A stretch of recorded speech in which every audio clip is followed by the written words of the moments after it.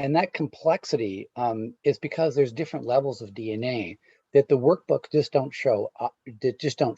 And to really understand how evolution works, we have to look at how that complexity operates. Now, to complement the video, this discussion, there are two videos in this last section, which we're going to be dealing at DNA regulation, which are incredibly important to this discussion. The first one, the video is called What Darwin Never Knew. You'll see it down there. Just look at minute 30 to the end. The stuff up to minute 30 talks about regular natural selection and Darwinian evolution. What we're talking about from minute 30 on is the molecular aspects, how DNA actually works and how it works at many different levels. And that'll give you some great examples of what's going on. And then one of the last videos is called Epigenetic Factors by Courtney Griffith. She's a researcher who gives a nice 15-minute presentation on DNA regulation, looking at what we call epigenetic factors. And I'll give you some, sort of like a pretext to what's going to be happening and what you're going to be looking at. So let me do a screen share right now.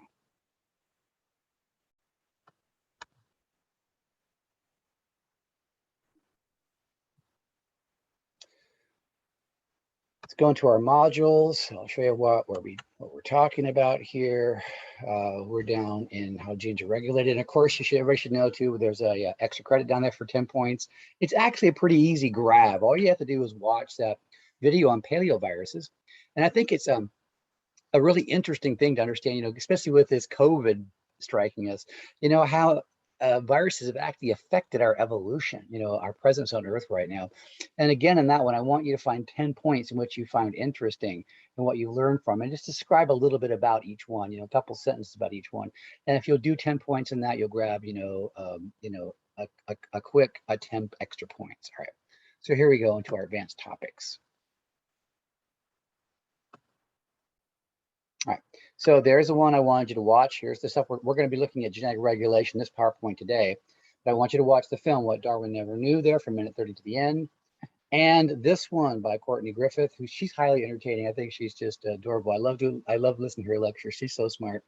So I hope you enjoy that one too. It's really, we'll try to understand too about how our genes can also be under our daily control. There's many things that we can do to help a healthy outcome in our life. And I think all courses and work that you do should have some applicability to your own life. And I think it really hits home when she does her lecture. Okay? So here we go. I'm going to open up PowerPoint. Now this PowerPoint is fairly short because I'm going to put a lot of words to each one of the things we're looking at. A picture is worth 1,000 words sometimes, and sometimes 1,000 words it takes to do justice to the picture we're looking at. So this one right here just kind of talks to us about how DNA is organized, but there's more to it than that, as we'll see.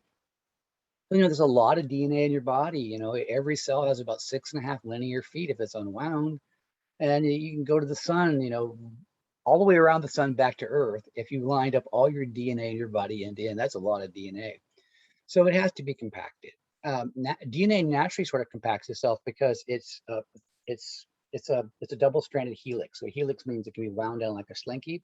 So that's one level of compaction.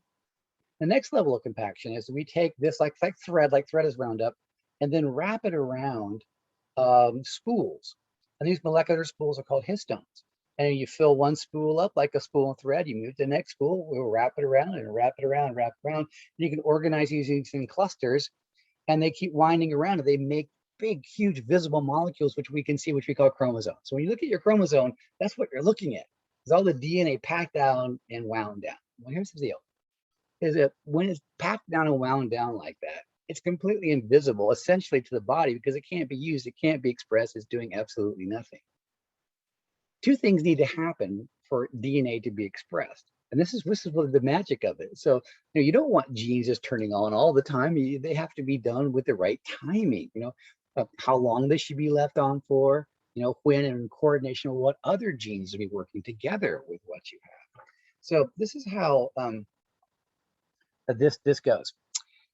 So when your body wants to express a gene, and we'll talk about later, express a gene, two factors are sort of produced. One factor, called an epigenetic factor, unwinds the DNA of interest from the histone just a little bit, allows them to come off the histone, okay? And the other factors, uncoil it So, and open it up so the gene can be expressed, go through transcription and translation, and the gene makes its product. Okay, so we got to figure out what produces those factors, what produces the epigenetic factors, and what creates, this transcription kind of complex that gets this thing going to cause a gene to express itself. And that's what the whole target of this idea about genetic regulation is about.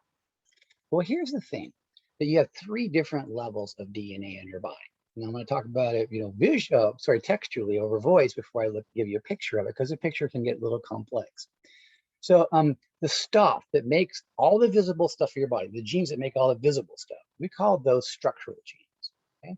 And they're just genes that, their DNA, it's taken off a histone by an epigenetic factor, then an initiation complex, the transcriptional factors open it up, and then it expresses.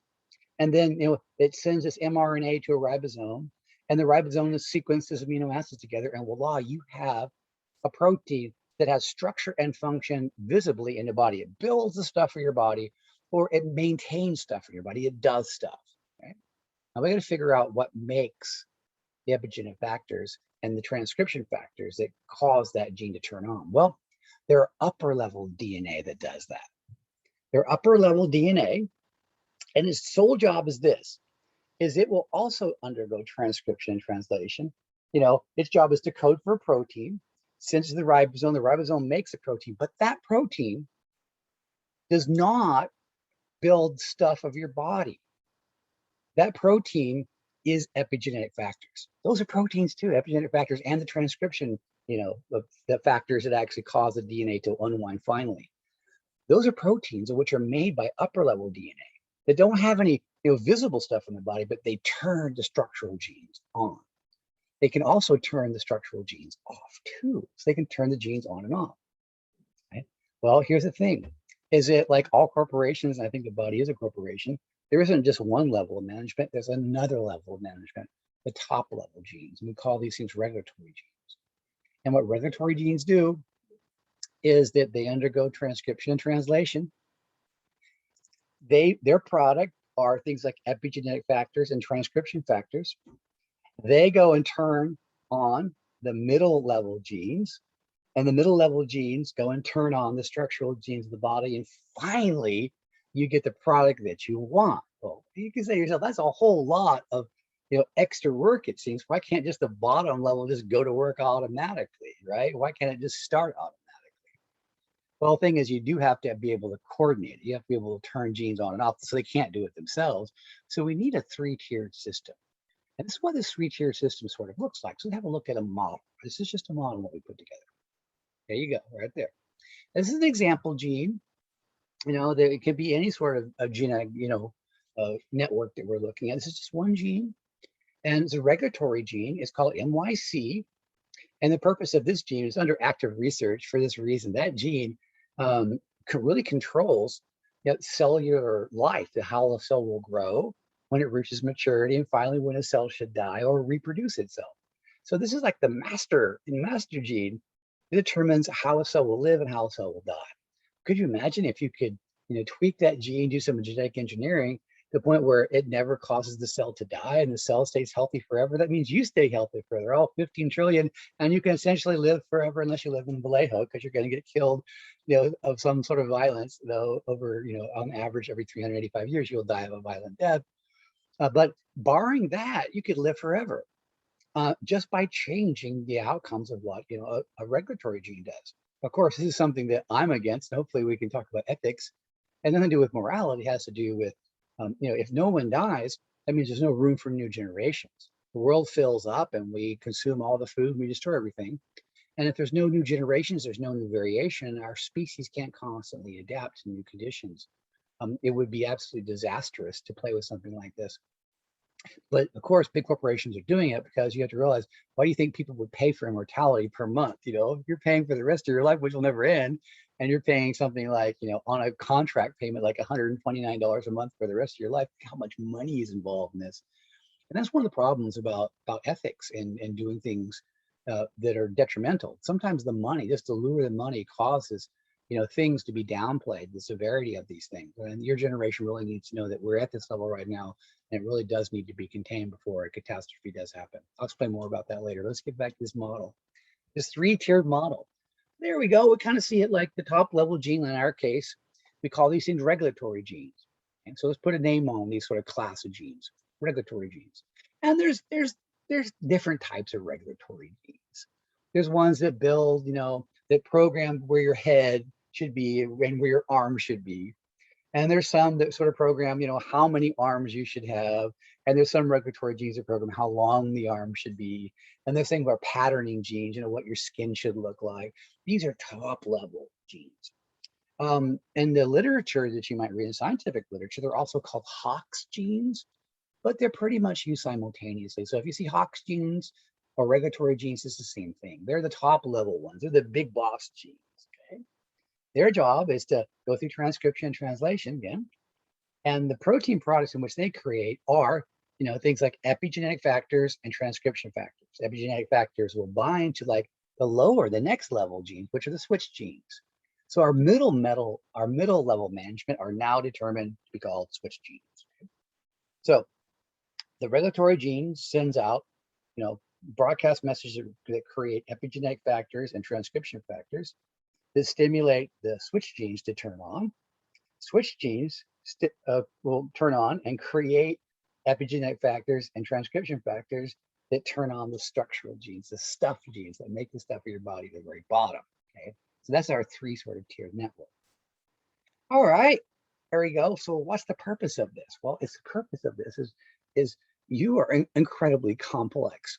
And I mentioned this at the very beginning of the module, that your DNA is a information system that's far more complex than we realize. It's interactive to the point where it has intelligence on its own. You have so many interacting circuits in it, it creates a life form within itself. And I can argue, and I will argue in this course, that is you.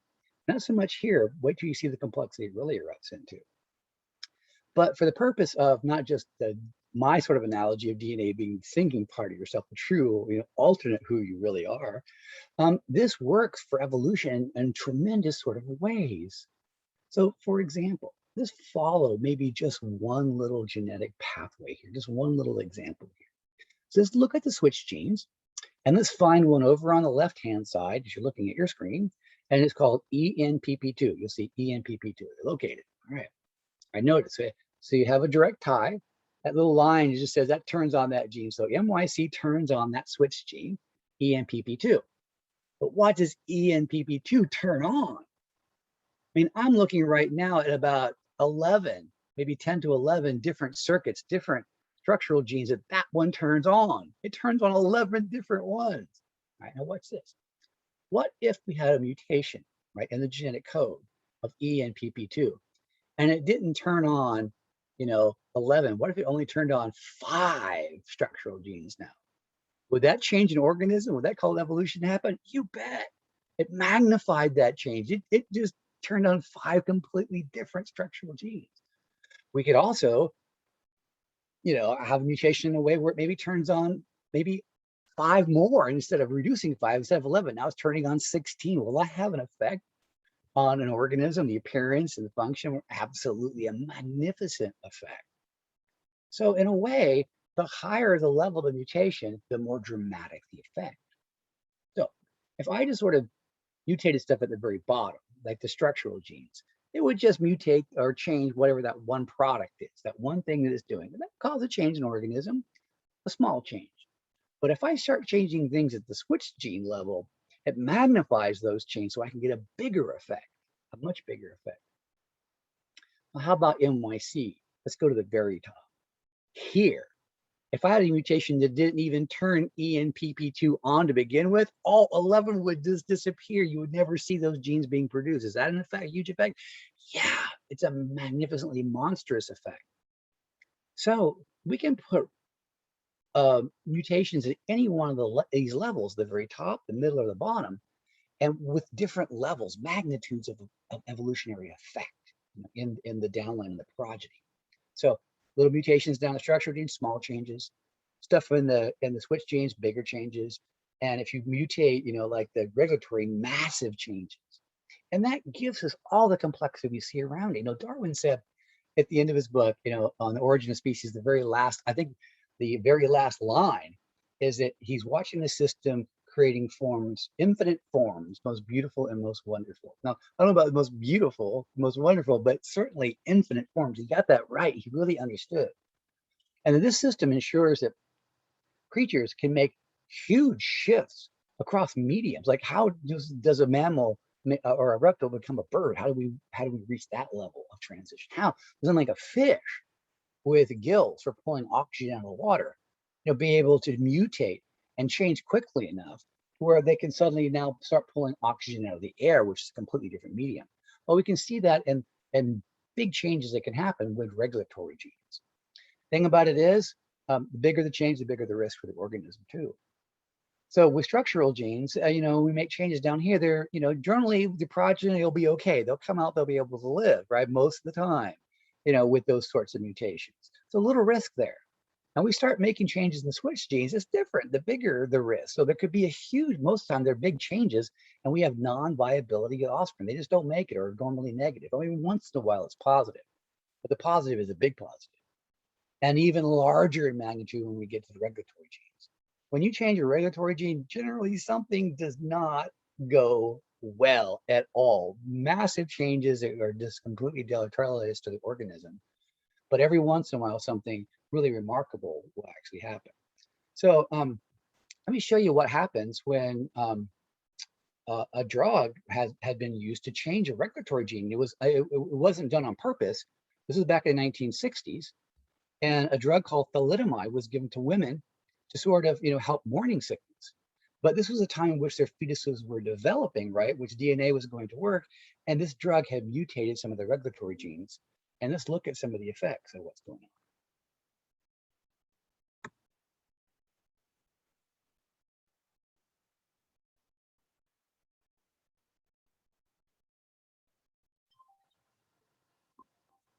Okay.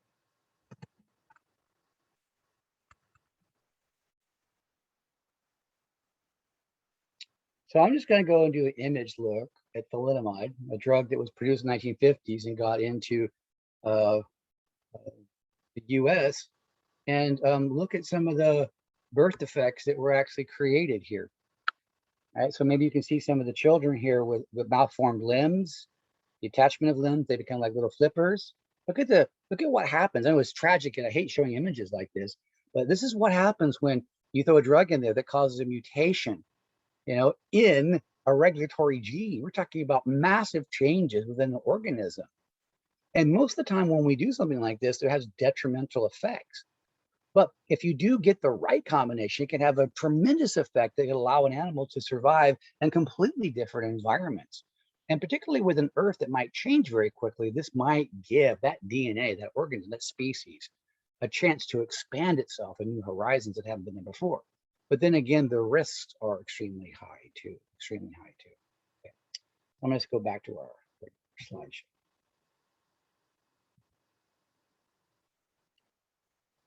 Now, what you're going to be looking at in the film, What Darwin Never Knew, is an example that was out of real research, how this network was discovered, began hallucinating. The first network above the structural genes is the switch genes. And through research, it was shown how these switch genes actually operate. Now, for example, let's say that you are dealing with a master gene that talks about, the construction of something like a limb, okay? So, and we're talking about just the basic, limb structures. So the top level regulatory gene blasts out, messages to different switch genes, telling them to turn it on and off structural genes to start building the limb, okay? But in many cases, what will happen is the top level regulatory gene will blast the same message out to like an array, like maybe 10 different switch genes, telling them, okay, you guys, I want you to turn on genes below you, all the same genes, to amplify the message. So regulatory gene blasts out a message to 10 switch genes, blast out the message to the structural genes, and they make a nice long limb, a really nice long limb, like maybe like this long. You get a big long forelimb on your arm, big long, okay? Well, what can happen is you can get mutations in some of those switch genes where they no longer relay the message. They're dead. The top level regulatory gene may try to signal them, try to make them undergo through transcription and translation, but whatever's happening, they're not making a product that turns on the structural genes. So instead of turning on, all this huge array of structural genes, because you got 10 active switch genes, what if you only have 5 active switch genes? What will happen is the message will be decreased to the structural genes, and the limb won't be this big, the limb will be this big. And if you keep mutating those switch genes, the limbs grow shorter and shorter and shorter and shorter. And if you mutate them all, that message from the top level regulatory gene never gets to the structural genes, to where you'll have no limbs at all. And that's exactly what we saw with thalidomide. Notice the misshapen limbs, how small they were? That message was attenuated, reduced. Well, that's how creatures have made big transitions across mediums. So how is it that a land creature, a former land creature 40 million years ago, that was on 4 legs, it looked very much like a horse, become a cetacean, become a marine mammal? Through this process of knocking out or mutating those switch genes, that's one of the processes of a whole array of things are going on. But that's one of the things that we do know about, is that the legs become shorter and shorter and shorter and shorter. And we can actually see it in cetacean mammals, the residual little bumps in the back of their pelvis about where the original legs were. And we can compare their genome, and we can see the mutations that have actually happened in switch genes, which will allow them to move across mediums from land into the ocean. So this is a highly effective way of allowing life to adapt to a multiple different sort of conditions. And additionally, if there's an issue with the water and the marine mammals can find better resources on land, conditions switch, those switch genes and with other genes can be unmutated. They can become, better again. They can change and begin to produce longer and longer legs, re-allowing that animal to adapt again over long periods of time. So it's this 3-tier system that allows that flexibility, that fine-tuned control of not only mutations, but an animal's form. Okay, all right. So I hope that made a little bit more sense. And 20 years ago, we really didn't know what was going on here. We really didn't know. And that's why DNA was just looked at information storage. Now, let's bring this to a different level, though. We're looking at just one gene. So I want you to hold this in your mind. There's that one cluster of genes right here. It's one ball. Okay, now think about it. One ball is just one tiny little dot in what you're looking at here. Right there, that little ball, that cluster right there. What you're looking at here on the upper slide is just one dot in that, one of those colored dots. Because this thing up here also can send messages, not just to its genes below, but it can send messages turning on and off other regulatory genes, stimulating other networks just like this and other little balls. And they're turning each other on in different arrays all the time, back and forth, back and forth, back and forth in these superclusters, okay? All right, that's interactive intelligence because it's happening at thousands of times per second. Firing messages back and forth, which is on, which is off, which is off, which is off. That's beginning like your neural network in your head. But it doesn't stop here. Imagine that one cluster, right, that one round ball with all those little dots in it is that with just one tiny dot there. Each one tiny red dot here is that, which encapsulates that. And that's an interactive network because these whole clusters like that with all these balls can also send out messages to other superclusters. And that is you. That's the human genome.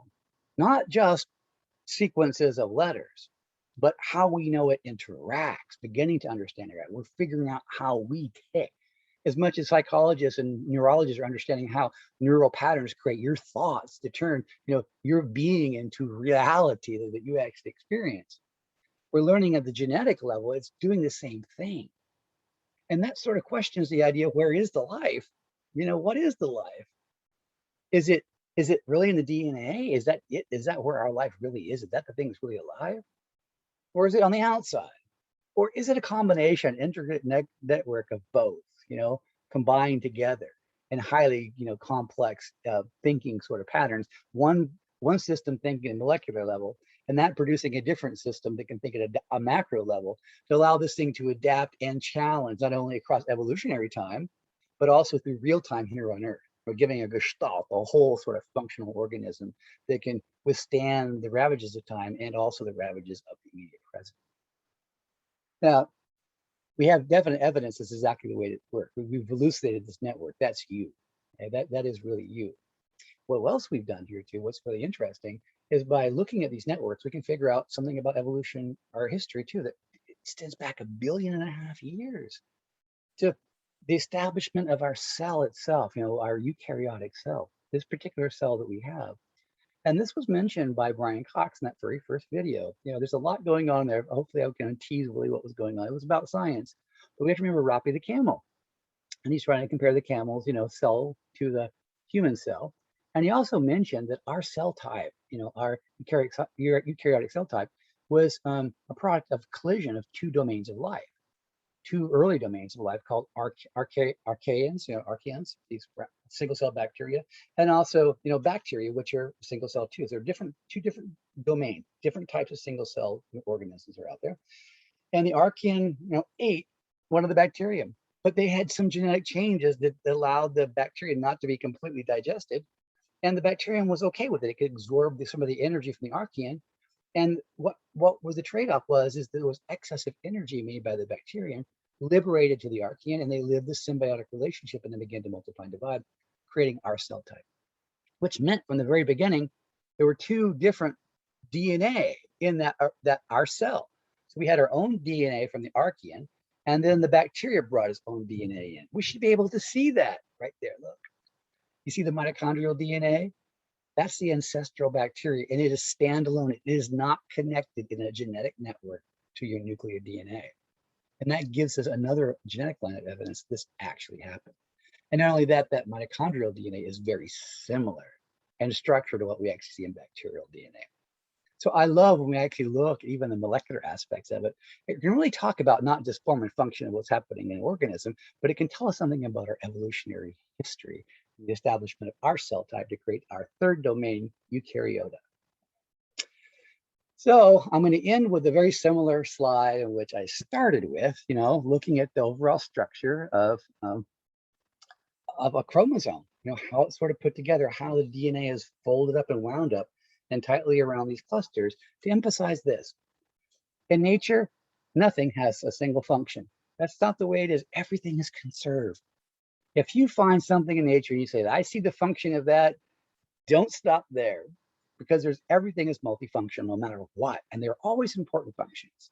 So certainly the compacting down of DNA is for storage. Certainly is to prevent, the DNA from mutating, but it's also to be able to control it, being able to have factors remove it from the histones and open it up so it can be used exactly when it needs to be used and in combination with other genes.